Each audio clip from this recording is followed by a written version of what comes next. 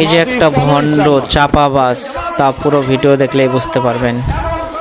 জামাতে ইসলামও ইসলাম নয়, কিন্তু জামাত ইসলামী কোন ইসলামী দল নয়, এমন কথা পৃথিবীতে কোনো বেয়াদব আজ পর্যন্ত বলতে পারে না।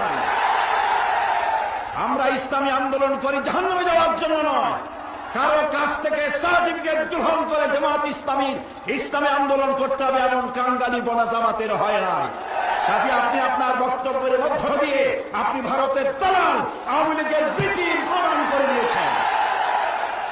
কারণ আমি ফার্সিও বলতে পারি, উর্দুও বলতে পারি, আপনি শুনবেন কিনা?